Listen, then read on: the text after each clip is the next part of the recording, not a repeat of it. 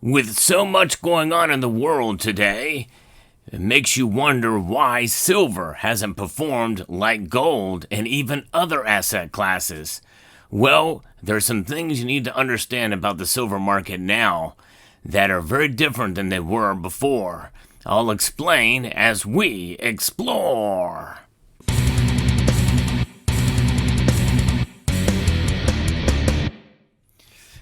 Silver. Many people feel that the metal is poised for a major breakout. It is either going to break out or break down, one or the other.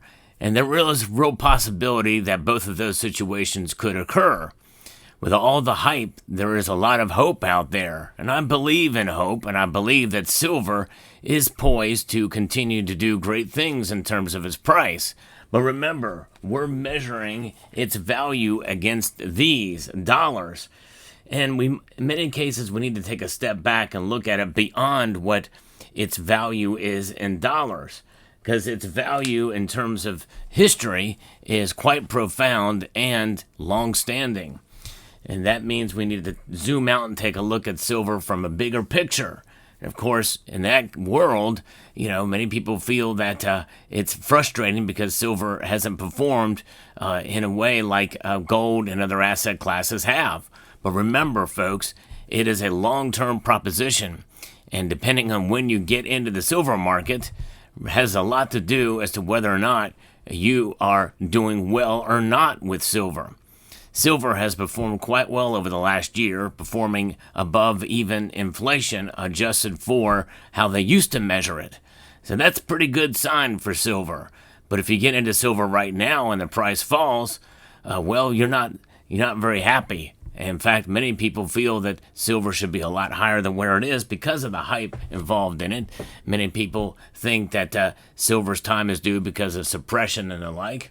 But we are going to continue to see dips in the silver market. That's just a fact. That's just a reality. And we're going to probably see high gold to silver ratio from here on out. In other words, probably above 80, most definitely above 70. Many people know the average over the long course of time since the markets have been measured has been going up. It's now above 60. But we have to understand that ratio between the two metals means less and less these days because gold is treasured and silver is indeed utilized. And those use cases and that demand for silver is something else that is going to be driving the market and partly already is. So when there is a dip, check out summitmetals.com. They have very competitive prices on silver products. Elevate your wealth with Summit Metals. Now, silver is a metal that indeed will climb. It will fall in price. I am overall optimistic for the metal to preserve your wealth over the long course of time. That's been a steady message on this channel pretty much since the beginning. But it really does depend on your strategy for buying. And I believe in buying silver when the prices fall a bit, and maybe not at all when the prices go up dramatically. And that is something that is unchanging. But what you need to know about right now is that it is good and okay to be optimistic, but we must also be realistic about silver and understand that we need to keep things in perspective and understand what silver has done. The fundamentals of silver throughout the years has been constant. And when you understand that price, although important when you go to sell and when you buy it, the time in between is what is the most important as to how you're going to break even with silver. Keep your expectations realistic. This is a time when mediocrity is okay. In other words, aim for wealth preservation, not to make any money, but to preserve the money you already have by transferring it from one form, unsound money, to another form, sound money, in the form of silver, measuring your wealth in ounces, not dollars. And I think the more people that realize that and understand that and appreciate silver for what it is, the better off we're going to be. And I know we look at many different factors and scenarios, especially in the world of technical analysis, and zooming out to the furthest out, we can see that there is a cup and handle forming. what does that mean? Does that mean that it's going to just spike from here? Many people feel that's the case. Prepare for it. A very bullish run for silver could be coming. Well, we've already experienced it thus far. It's just that we're comparing it to gold, and that's the difference. Now stay tuned, because here later in the video I want to show you a new coin that came in for me to review. I think you're going to be quite impressed with what I'm going to show you here. But and that just goes to show you the diversity in the silver market in terms of stackable silver, like you see here, that is essentially valued at its price per ounce with a slight premium whenever you go to buy it as bullion. When you go to sell it, typically you will pay under spot. You will get paid under spot slightly for it, but that spread is small.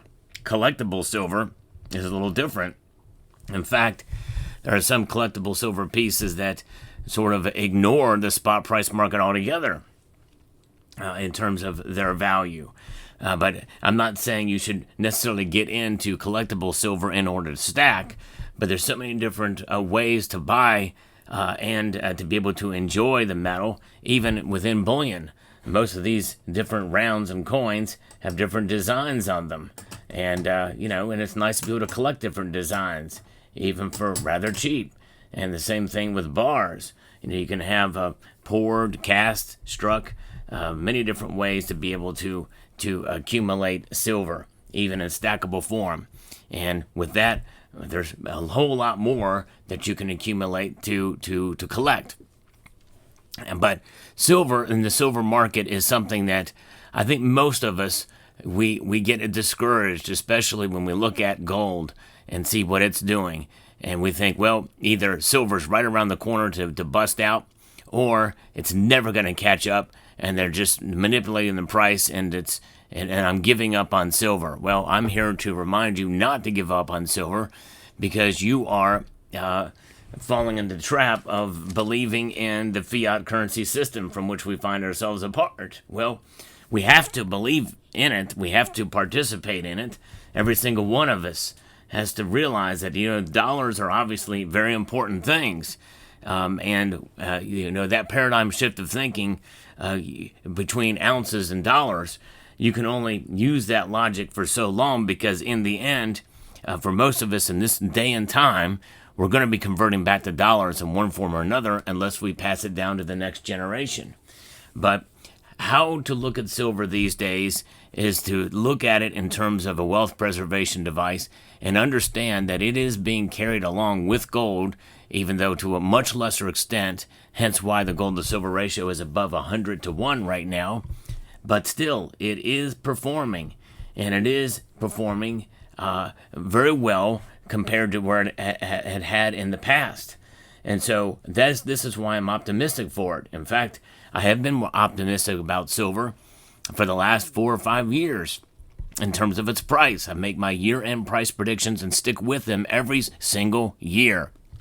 And this year is no different. I'm optimistic. I've just been slightly overly optimistic, even though some people accuse me of being down on silver or being a silver bear. But in reality, I'm a silver bull. I just don't think that silver's going to climb to, $10,000 an ounce anytime soon, or $100 or even $50 an ounce anytime soon. My predictions usually fall around the area of reality of what could happen. It's very unusual that it outperforms that. It's only happened one time.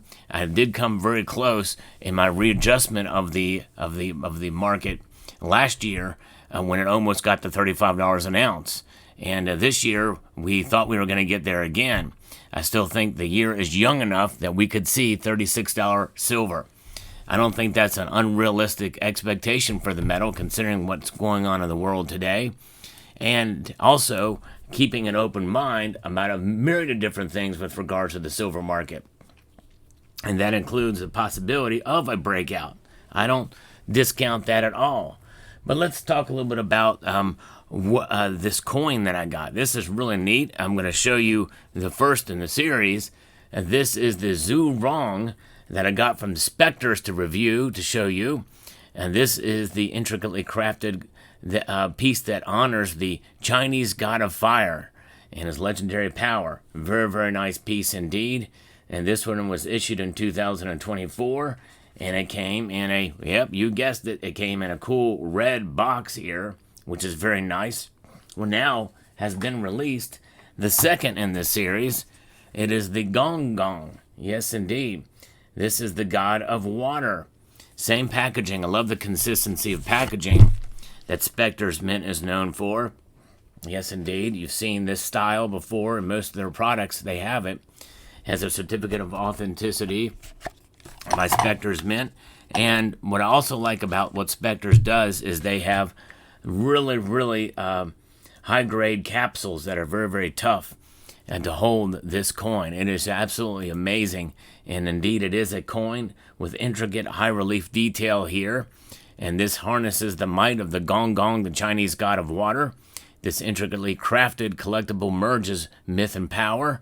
And anything you buy, and I'm going to post a link to this coin in the description below, you get free shipping on. So that is very nice. And it is the figure of untamed force and chaotic power in Chinese mythology, known for serpent-like body and an iron forehead. Gong Gong was feared for his destructive influence over water.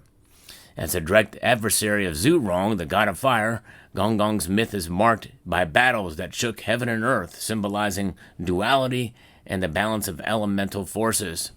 The reverse of this 2-ounce silver coin vividly depicts Gong Gong commanding the seas, surrounded by colossal waves as he conjures the destructive whirlpool.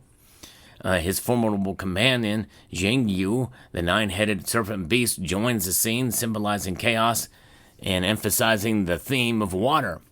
Gong Gong's astrological connection to the dwarf planet, bearing his name as a cosmic dimension, with his backdrop capturing the surface of Gong Gong and his minister Zhengyu symbolizing as a moon. So there it is. Very, very well done. Intricately crafted. Look at the detail in this piece for sure. On the obverse, the design continues with a dynamic portrayal of Zhengyu in a different form.